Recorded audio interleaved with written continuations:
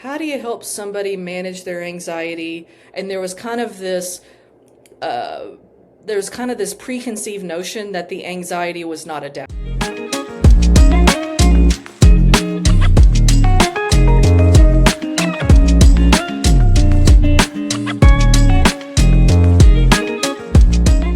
Rachel, thank you so much for taking out time and joining today. As I understand, you are the founder and CEO for Cardinal Counseling. So I think it can be a great starting point for our conversation if you can walk us through your own journey and your vision and mission behind Cardinal Counseling. Yeah, well, thank you so much for inviting me here. And yeah, that is right. I'm the founder and I guess CEO of Cardinal Counseling.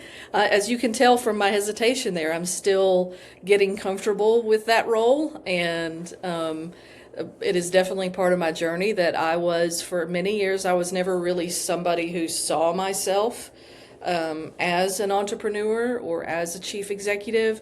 And it was certainly a journey through my 20s and 30s, mostly of trial and error with various industries, working in various industries, working in all different types of companies. And I had gotten to a point with one company, one outpatient mental health company here, behavioral health agency, where it was clear that I had progressed to the point that I was going to progress. I was running the largest office for that company, and short of the person who owned the company selling it to me, there was nowhere else for me to go, and we were about the same age, so I knew that probably wasn't going to happen. And so it gave me an opportunity to really reflect and integrate the things that I had learned, certainly from helping build that company, and then also kind of dreaming about, okay, if I do this, what do I guess it was kind of like put your money where your mouth is. After having been an employee for so many years, like let's see if all of these high-minded ideas that you have are actually going to work. and 6 years in, I can tell you that some of them have, and some of them were, pie in the sky. But I think that's true for a lot of entrepreneurs. Thank you so much for sharing this story.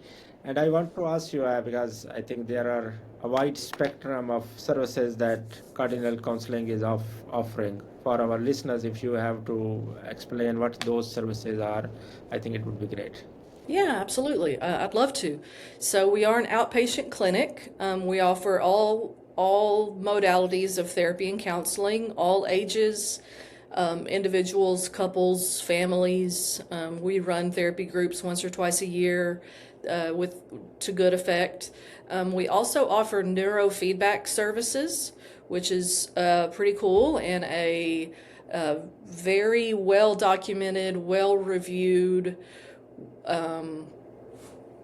intervention that helps with trauma recovery, really all types of things. ADHD, treatment-resistant depression, helps with a lot of things. And then we have APRN on staff, and she offers medication management as well. Great, thank you. So, are there any misconceptions out there in terms of you are working in mental health space, and there must be some misconceptions that you have to battle or deal with on regular basis? Are there any that stands out for you? I think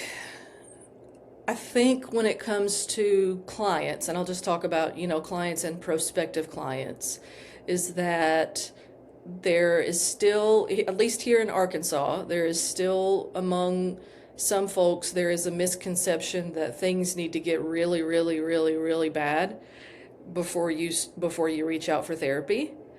And what I like to tell people, and what we share a lot in our community outreach and our marketing, is like, if you're thinking maybe this would help, then just come on. And we can do a couple sessions, and if it helps, then that's awesome, and if it doesn't, then you know for sure, you know. I see that especially in couples therapy, and I think it's because there's two people involved, and it's, you know, couples therapy is a little less well known than individual therapy. Um, in terms of in the industry, I don't know. I think the misconceptions in the industry have to do with how do we honor that we are all professional colleagues and humans at the same time, you know, and how do I as an employer honor that when my team is off, they need to be off. Like they need time to refresh because they're in the trenches every day. And then how do I make sure that when they're off, they are doing what they need to do to replenish themselves, you know? And so I think that's kind of the internal stuff that we talk about a lot. So I think it raises an important point for me. The burnout in clinician is a real thing, and I think it's impacting overall the quality of care. And a lot of people have started uh, building tools and applications around addressing this situation. How do you manage the this challenge, burnout in your team members? Take special care of the scheduling, or are there any other techniques that you use that can be helpful to our listeners? I think that our weekly staffing, as of the beginning of 2026, attendance is required at weekly staffing for full-time team members. And that's important for me because at least I get that time every week to kind of look at everybody and get a vibe. And if there's anybody who seems stressed, then I can have a sidebar with them. I think it's also really important to be honest with your people about like these are the benefits I can offer. This is best case scenario here, and really as the business owner to have that conversation with yourself first, you know, like, am I being fair? Is this sustainable for them? Am I making it as sustainable for them as I possibly can, you know? And so certainly at our clinic, it's been like the trade-off between do you, do you want the cash only, or do you want health insurance and retirement and that kind of employment relationship? And by and large, it seems to me that my folks prefer the full employment relationship, the W-2. And by the way, I think in Arkansas, W-2 is the way to, like, that's the legal way to do it, I think. But they prefer W-2, that we can offer a group health insurance plan, that we can offer some sort of retirement and any other benefits, you know, that we can afford. Um, and it's just, you know, it's just nice for people to know that we're trying to take care of them and take care of their whole person that way. Yeah, yeah, makes sense. So if I think you wear multiple hats at your job. You are also a clinician. You are also a founder. You run things from management perspective as well. If you have to highlight one challenge or frustration from clinician part of your role, and one challenge and frustration from founder part of your role. Mm. From the clinician part, I think that there's just so much happening in our world right now that there's so much noise in our world. And so from client to client, kind of evaluating what are they aware of, what do they care about, what are all the different ways. I certainly, even when I went to grad school in, I guess, 15 years ago, we learned about, like, how do you help somebody manage their anxiety? And there was kind of this preconceived notion that the anxiety was not adaptive, that the anxiety is made up in their head and they're being neurotic, and so you got to help them calm down, right? I didn't get a lot of training on how do you help somebody deal with anxiety that is, like, anxiety is the correct response to this situation. And And that's, I think, what we've been learning about a lot, certainly since COVID. I think a lot of people in my profession have been learning how do you how do you start off by normalizing. I think your response is because you're paying attention. Like, I think that makes sense. And kind of help them to accept themselves, because so many of us have been taught that if you're feeling anything other than happy, it's because there's something wrong with you. And so helping to broaden that context is some work that I end up doing with my clients a lot. Um, from the founder side, I think the isolation is probably the hardest, and I feel a little embarrassed to admit this, but I kind of thought like I was going to start my clinic, and then I was like going to have my like crew of people, and we were all going to get each other, and we were going to be in it together. And anybody who's been a business owner for more than a couple years knows, like, Jeez. you can't ask them to be your people, you can't be their people. Like, you can be friendly and professional, and you work together. So that's probably the thing that's the need that I feel the most, that I have to find other ways to answer. Yeah, it is always, as they say, it is always lonely at the top. That's what they say, yeah. And it's true to a lot of context, because being a coworker is a different thing, but once you are in charge of people, then of course you have to manage certain boundaries.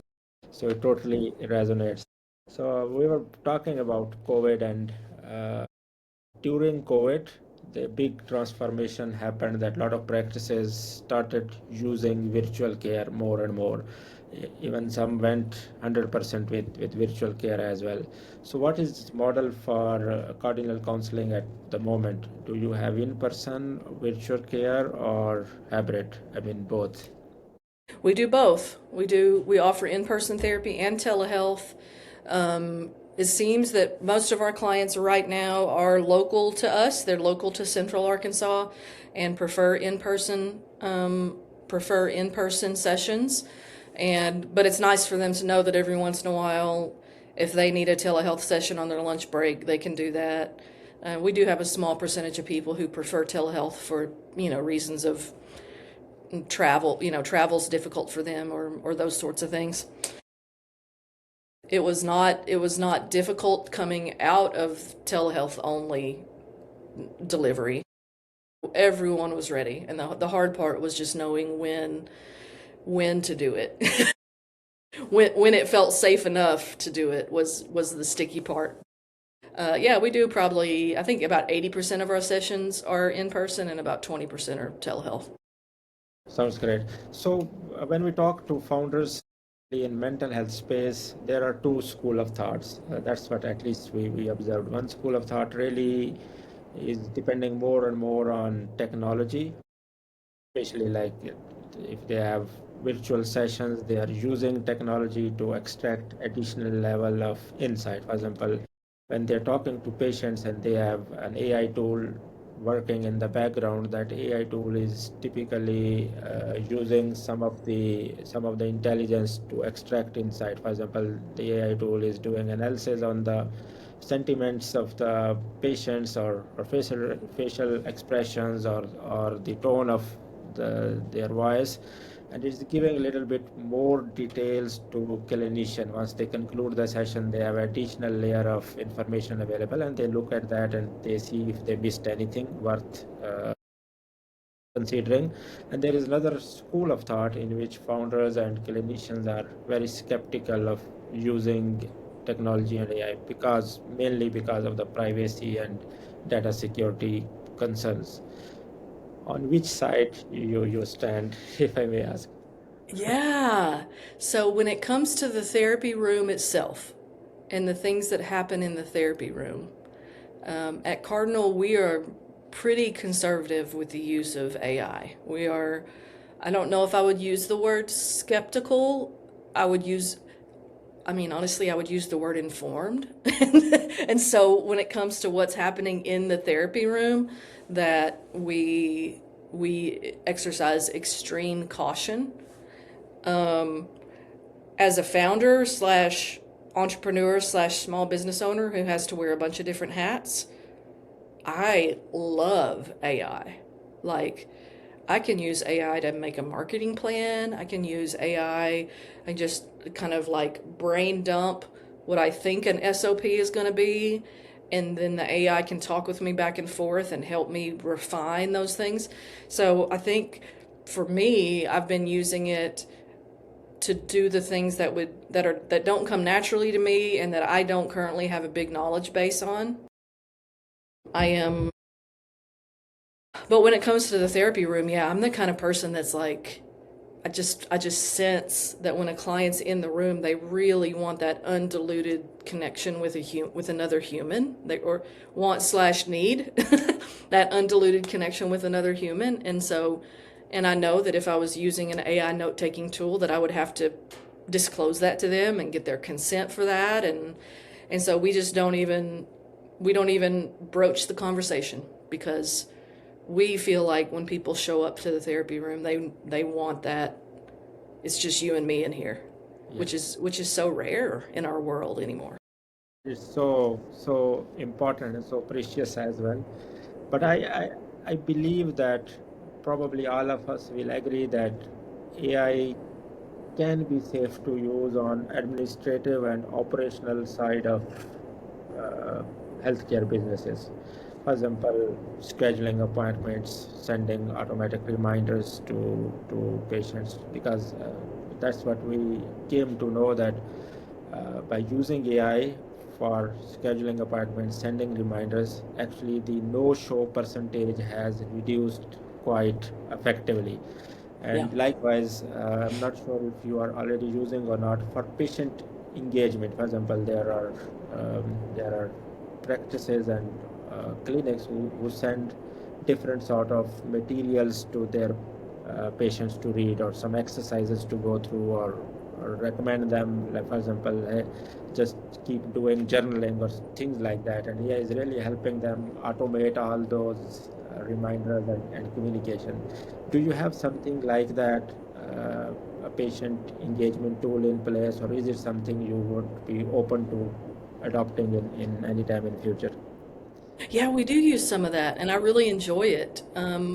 There's a CRM that I have been building over the last 12 or 18 months that is basically like an open source CRM, and there's a lot that you can do and a lot that you can modify in it. And I have been using it pretty successfully. Where we're at right now is if you call us during business hours, a live person is going to answer the phone. That's where we are right now. But yeah, sending our monthly newsletter out, scheduling blog posts, scheduling Instagram posts. We're working towards how are we going to use that on the back end too? Like what do we need to automate in terms of billing your reminders and those sorts of things? We're kind of starting to think about that too. Sounds great. It sounds like a good thing to have on your roadmap. So, Yeah. if we talk a little bit about scalability, what do you have in mind, especially if you have to explain your big picture vision, where you want to be, let's say, next 3 years? And in your opinion, what need to happen between now and then to make that vision a reality? Okay. You said 3 years? 3 years, yeah. Okay. I think for us, hmm, I could see that we would have one or two more locations within, like a day's, here in the States somewhere. You Right. can, from Central Arkansas, you can get to any other part of Arkansas in about 3 hours. So, and then really focus on the parts of the state that would benefit greatly from having high accessibility to neurofeedback, having high accessibility to a med manager that you could see within a couple days instead of within a couple months. We're really good at that. We're really good at to your point. We have pipelines and SOPs for onboarding clients more than we do for anything else at this point. And so, thinking about if we could take that to like Arkansas is like the place with there's a few like small cities, Mhm. but then there's a lot of like big towns surrounded by a lot of rural area. Right. So putting a clinic in a town like Jonesboro, Arkansas, where, yeah, a lot of people live in Jonesboro, but there are a lot of people who live within about an hour's drive of Jonesboro Yeah. who could perhaps benefit from knowing that we're there, and the types of services that we offer, and the it's just we are always trying to increase the accessibility. We're always trying to make it just so easy for people. Once they make that phone call, we just want to make it as easy as possible for them to get to that first appointment. Understood. Understood. So, Rachel, if I want to ask you about integration, and integration from two perspectives, integration in terms of the community you are in, how well you feel you are integrated, and you do awareness programs, and you participate in trade shows or conferences. And second, integration is from the perspective of technical tools, because if you have a connected ecosystem in healthcare, it really helps with improving the quality and radius of care. So, where you stand on integration in these two areas? Yeah, I do find conferences and local networking to be helpful. I think my situation is unique in that I have lived in Central Arkansas my entire life and have a good kind of personal professional network from that. And so I and Cardinal, we probably haven't had to do as much of that Right. as we may need to if when we open that Jonesboro office, you know. And then you said the second one was integrating. How do we integrate technology? Was that right? Uh, do you, for example, you mentioned about CRM and EMRs. Do you have any other softwares integrated right now in your current tools that you are using? Or if not, is there any tools you have in mind to integrate? Yeah, we use our CRM mostly on the front end. I don't mind saying it because I love it. We use Simple Practice as our EHR, Right. and Simple Practice is kind of an environment unto itself. So there's not a direct connection from our CRM into the EHR, but all of the like pre-client stuff and the workflows and the VOBs and all of that, all those pre-client SOBs live in the CRM, Right. as well as